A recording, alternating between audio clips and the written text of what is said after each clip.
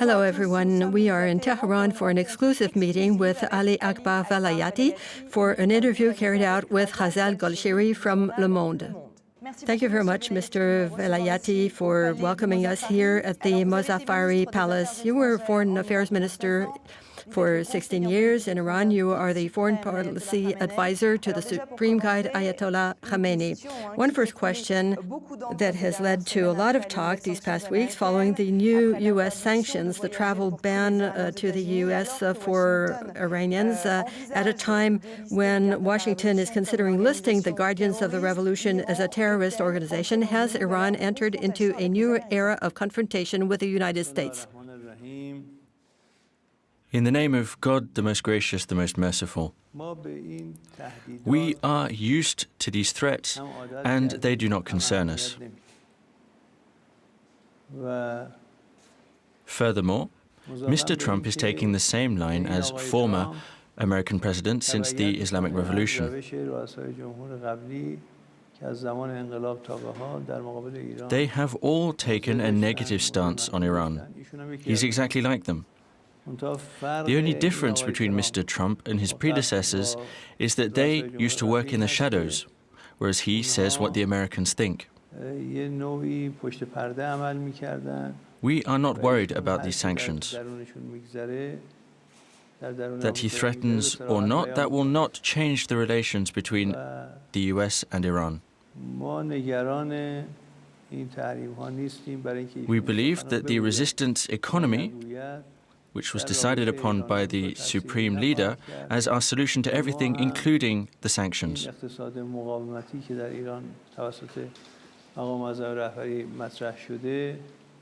Iran has a lot of potential, ancient history, a large territory, and rich culture and civilization, and we are ready to face down these pressures. The American Congress and Senate seem to have nothing better to do than to sign in laws and decrees against Iran.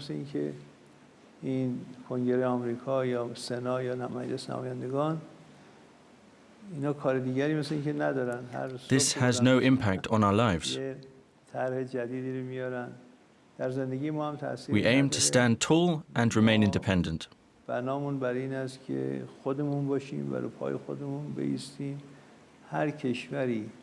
We are willing to have relations with any country that so desires based on mutual respect and rule of law, with the exception of the US and Israel.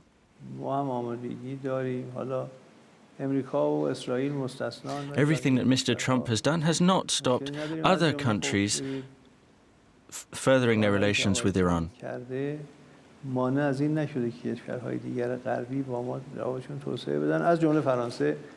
The French Ministry for Foreign Affairs recently came to Iran with a large delegation of businessmen.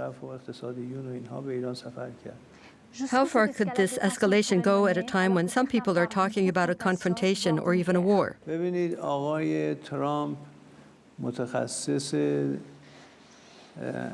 Mr. Trump is an expert at contradicting himself. He says one thing one day and then the opposite the next. It's as if Donald Trump did not want to have any friends in the US or abroad.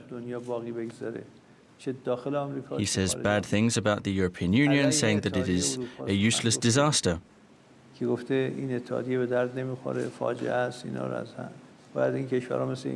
recommends that France leaves the European Union like the UK did, and he says the same to Germany and Italy, to make it collapse.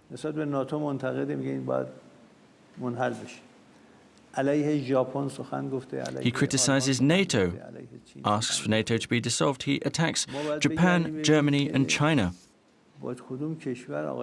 It is becoming hard to find a country that Donald Trump is not in conflict with. He only has enemies, bar a few exceptions, and he is always changing his mind.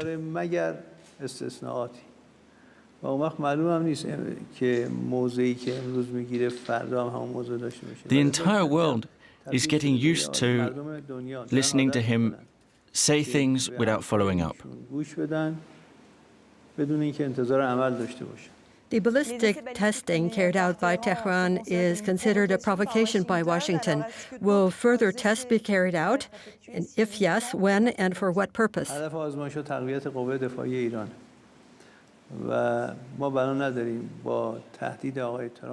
aim of these tests is to strengthen our defensive capabilities in Iran. We are not going to stop reinforcing our military due to Mr. Trump's threats. The ballistic tests will continue as planned. Maybe we will announce them, maybe not. We must defend ourselves, and we're not going to ask permission from Mr. Trump or anyone else, just like the French do. The French do not ask anyone what they can and can't do. When General de Gaulle was in power, France continued on with its nuclear programs and did not ratify the Non-Proliferation Treaty until they produced an H-bomb.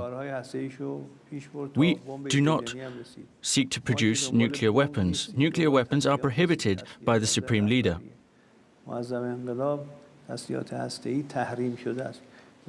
We shall not hesitate to use nuclear technology peacefully for our ballistic and defensive tests. We will absolutely not hesitate, whether Mr. Trump likes it or not.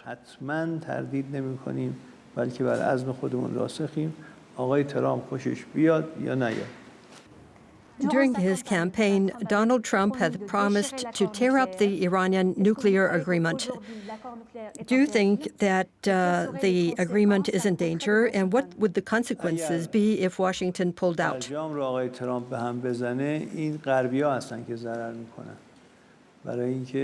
If the nuclear deal were to be compromised, it is the Westerners who would lose out. Because we know that the members of the 5+1, so the UK, France, Russia, China, and Germany, are against this agreement being put back on the table.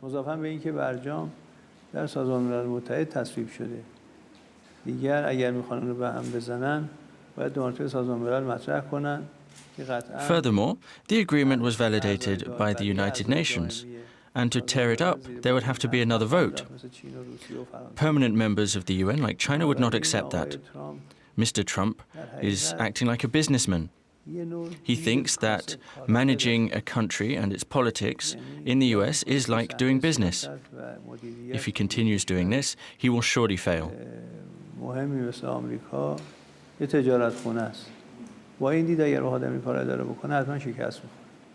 Iran regularly announces military casualties in Syria and also in Iraq. How far will this engagement of the Islamic Republic go? The Islamic Republic's support to Iraq and Syria is a strategic one. It has a cost which has been accepted by the government and the Iranian people.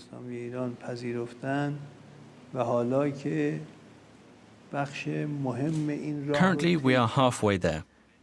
Without Iranian help, Damas could have fallen in the hands of Jabhat al-Nusra and Baghdad to Daesh.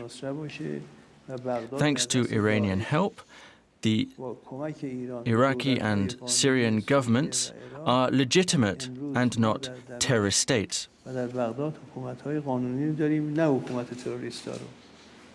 Iran and Saudi Arabia seem to have diverging positions on practically all of the issues in the region. Is détente or even cooperation possible between the two countries? We do not want any tension with Saudi Arabia or any other country, especially when the country in question is a Muslim neighboring country. Ourselves and Saudi Arabia are linked by the Persian Gulf. We are two Muslim countries and we share a lot. On our side, we do not want any tension.